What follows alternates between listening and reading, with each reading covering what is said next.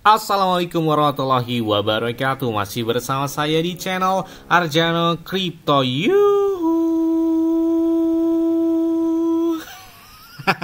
Hai, woi, apa kabar kalian hari ini? Semoga kalian hari ini luar biasa karena market lagi bearish. Wow, gila banget ya. Penurunan hari ini kayaknya kerasa banget ya. Turunnya bahkan Bitcoin sampai $64.000. Ini wah, sepertinya penurunan tertinggi sejak 2 minggu terakhir ini ya. Wah, ini kayaknya setway-nya masih bertahan di angka $60.000. Jadi kalau misalkan dia turun ke angka 60.000 pas, kayaknya masih wajar-wajar aja, atau 61.000 atau 62.000. Kita lihat aja penurunan koreksi ini. Dan begitu juga dengan beberapa altcoin dan meme coin ya, mau nggak mau, karena mbahnya lagi koreksi ya, pasti juga ikut koreksi banget ya.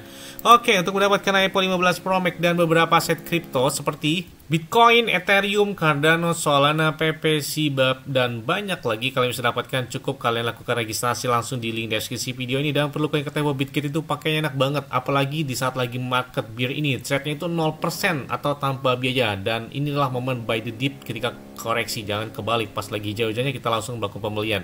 Dan hampir rata-rata meme coin dan altcoin yang berpotensi naik luar biasa itu ada di Bitkit. Bahkan di saat market bear di Bitkit ada yang naik sampai dengan 92%, 91%, 18%, dan banyak sekali beberapa altcoin dan meme coin yang sepertinya berlawanan arus terhadap market Bitcoin dan altcoin dan serta meme coin lainnya. Nah, oke, seperti biasanya hari ini saya akan memberikan informasi terbaru dan terupdate tentang perkembangan cryptocurrency. Hari ini market cap secara global penurunannya lebih dari 4%. Wow, jadi ini kerasa banget penurunan hari ini ya. Tether sepertinya menguat. Ya, biasa kalau stablecoin di saat market lagi bear buat Bitcoin dan beberapa altcoin serta meme coin ya, stablecoin lebih kencang sepertinya. Oke, bertepatan hari ini. Saat ini kita berada 2 bulan setelah Bitcoin halving terjadi ya.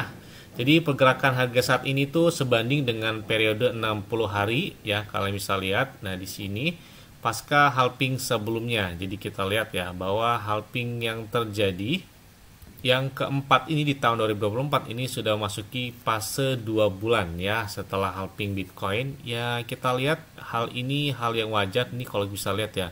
Ini setelah halving yang kedua ya, 2016. Di halving pas potesif hari pertama dia halving, dia koreksi, kemudian lihat tuh 3 bulan setelahnya selalu naik bahkan sampai menuju ATH dia 2017 ya. Kemudian di tahun 2020 nih kalian bisa lihat ketika halving yang ketiga ini kalian juga bisa lihat bahwa terjadi koreksi di bulan atau 2 bulan setelahnya, dan 3 bulan setelahnya itu hampir rata-rata terjadi pemompaan yang lebih kencang banget dibandingkan bulan ini gitu ya. Makanya kita lihat momen buy the dip kayaknya baik-baik aja buat di tahun 2025. Ini secara sejarah ketika halving yang ketiga di tahun 2020 terjadi, bahwa ini saat ini di tahun 2024 saat ini sedang memasuki fase konsolidasi atau sideways, yang mana rentang harganya itu di angka 60 ribuan dolar sampai dengan 71 ribuan dolar. Jadi makanya saya bilang itu masih hal wajar sih ya, 64 ribu, 63, 62 ribu, karena area support dia itu di angka 56 ribu atau di angka 60 ribu dolar ya, kurang lebih seperti itu. Karena setelah halving pernah turun sampai dengan 56 ribu dolar.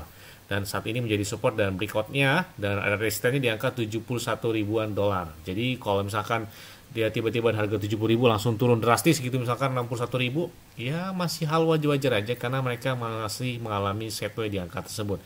Dan fase ini itu memakan waktu yang cukup lumayan lama. Makanya di sini fase jenuh ketika orang-orang melakukan entry dari Bitcoin kok nggak naik-naik, makanya ada yang jual, ada yang beli. Jadi ini adalah fase membosankan karena sideways-nya di angka tersebut sebelum masuki fase bull run yang mana diprediksikan itu setelah di bulan Agustus, September, dan Oktober sudah memasuki fase yang warna hijau ini. Ini seperti di tahun 2020 ya, mirip chartnya mirip banget. Tahun 2016 pun demikian. Jadi setelah mengalami sideways dalam beberapa bulan sebelum masuki fase bulan, dan puncaknya itu 500 sampai dengan 548 hari ke depan setelah halving ya. Jadi kalau misalkan diprediksikan itu di tahun 2025 diperkirakan bulan Oktober atau di akhir di akhir tahun 2025 mendatang. Ini kan kita lihat aja nih, apakah lebih cepat atau seperti apa. Apalagi ini didukung oleh beberapa ETF spot di beberapa negara yang sudah menyetujui Bitcoin ETF spot, termasuk Amerika Serikat, kemudian Hong Kong, Thailand, kemudian beberapa negara Eropa dan Asia, bahkan Australia pun udah menyusul. Jadi nggak menutup kemungkinan ini bisa lebih cepat dari sebelumnya.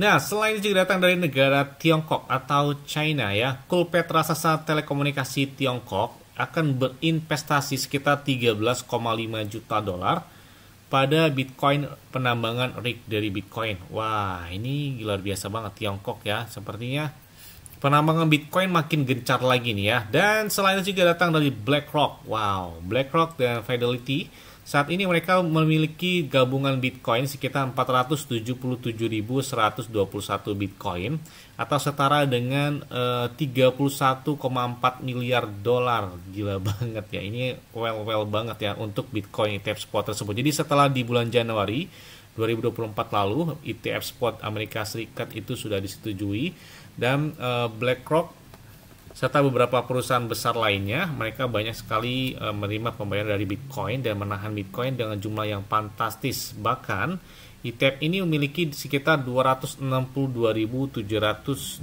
Bitcoin lebih banyak daripada MicroStrategy. Jadi MicroStrategy 2 hari yang lalu mereka baru saja melakukan pembelian 700 juta dolar atau pada hari kemarin lah ya, pada tanggal 17 Juni. Ini menarik banget ya. Jadi MicroStrategy salah satu well dari Bitcoin. Ini gencar banget melakukan Bitcoin. Momen buy the dip dia pasti ada aja masuknya ya. Mau berapa juta dolar, ratus juta dolar, itu pasti ada mereka melakukan entry di angka tersebut. Nah, jadi secara resmi bahwa Bitcoin ETF spot Australia, mereka telah menyetujui ETF spot Bitcoin oleh FunX dan saat ini mereka bakal membuka perdagangannya itu pada hari Kamis besok. Oke, kita lihat nih ya.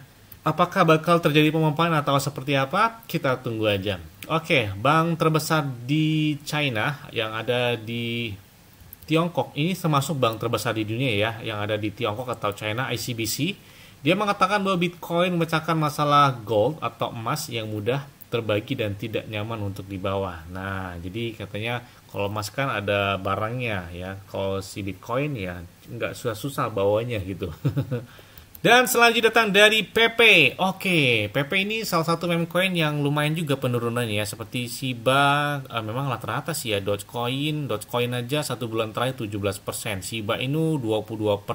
PP masih oke lah ya penurunannya 14%. Tapi dalam waktu 24 jam ini turunnya drastis banget 16%. Wow, ini 16% hari ini aja ya penurunan dari PP.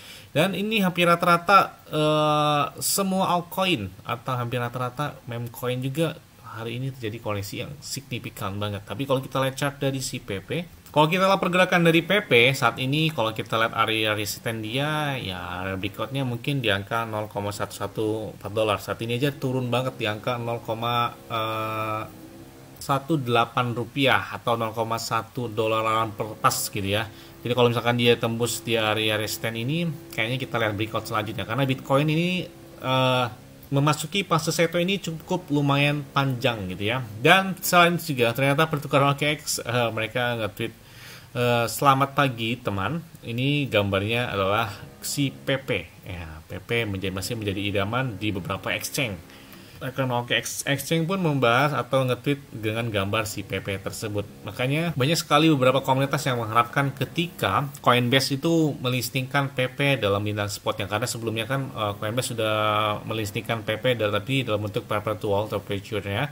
Dan saat ini mengharapkan bahwa ketika PP listing di Coinbase spotnya, oke, kita lihat aja gebrakannya. Karena selain Coinbase itu ada Robinhood yang memang udah sekitar 3 minggu yang lalu dia bahas atau nge-tweet tentang PP, yang mana mereka juga bagi-bagi idea terhadap PP tersebut. Apakah tanda-tanda bakal listing di kedua exchange besar tersebut? Nah, ini sepertinya bakal berdampak untuk harga dari PP ketika si PP terdaftar di dua exchange tersebut. Nah, begitu juga kita lihat beberapa transaksi dari PP. Ini well dari PP. Ada yang melakukan transaksi sekitar 1,2 jutaan dolar.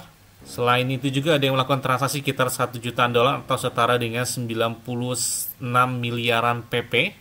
Selain itu juga ada yang melakukan transaksi sekitar 65 miliar PP atau setara dengan 715 ribuan dolar. Jadi banyak sekali beberapa transaksi sepertinya dilakukan oleh si well di balik si PP ini. Semoga saja harga Bitcoin dan beberapa coin segera membaik dan Bitcoin tembus di angka 70 ribuan dolar. Semoga beberapa meme coin lebih cepat startnya. Jadi biasanya kalau Bitcoin naiknya 1% atau 0, berapa persen, meme coin udah naiknya 10%, 15%, bahkan 20%-an. Jadi kita lihat aja pemompaan selanjutnya. Jadi masih hal-hal wajar aja kalau misalkan Bang, kira-kira cut loss, aduh jangan deh kalau cut loss, apalagi ini momen buy the dip itu pas banget gitu ya, karena puncak market setelah halving itu udah kelihatan di tahun 2025. Ini kita lihat dari beberapa tahun ya setelah halving ya, dari sejarahnya. Jadi kita tunggu aja, makanya saya bilang momen buy the dip, pembelian pas lagi koreksi kayaknya oke-oke aja, karena memang holder sejati itu adalah pemenangnya. Berapapun kalian entry harga Bitcoin atau beberapa altcoin serta meme coin, kayaknya tinggal tunggu waktunya aja deh puncak ledakan selanjutnya. Oke. Mungkin itu aja yang dapat saya sampaikan pada kalian semua. Ingat-ingat ya, semuanya disclaimer on dan Dior. Kenapa? Kalau kalian sendiri selalu gunakan ruang nyaman dan santai. Jadi apabila market dalam keadaan bearish, bullish dan bagaimanapun, kalian tetap tenang dan santuy. Terima kasih.